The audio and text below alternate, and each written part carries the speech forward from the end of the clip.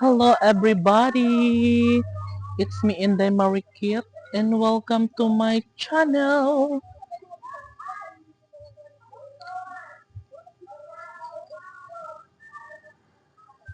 Guys, grabe! Dong, dali dong!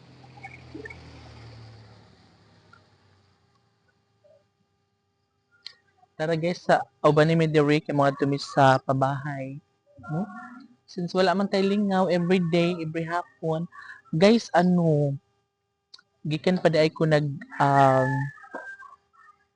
naghimog video, nag-affiliate kasi ako guys, and pagkatapos ng gumawa ng video is nagpikit-pikit muna ako saglit.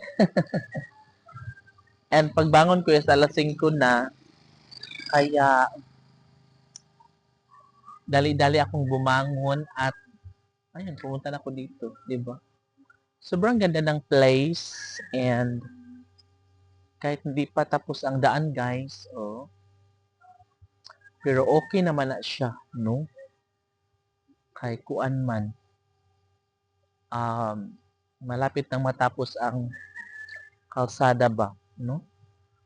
And syempre, madadaanan na to guys ng ating mga silingan ng mga motorista at syempre sa mga mahilig mag-walking every morning, every hapon. Yes, pwede na sila dito guys kasi maano na, maayos na ang daan, diba? So merong manong doon sa unahan, nag-ano siya guys, nanguha siya ng kahoy. So pinagkakahoy niya doon ang ano, mga maliliit na kahoy. Dung dali dung, padapinda dung uy. So yan si Manong, bising busy si Manong.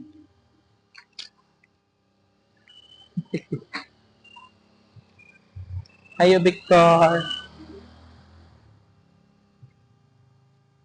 So busy si Victor sa kaniyang pag-aano ng kahoy. And yeah.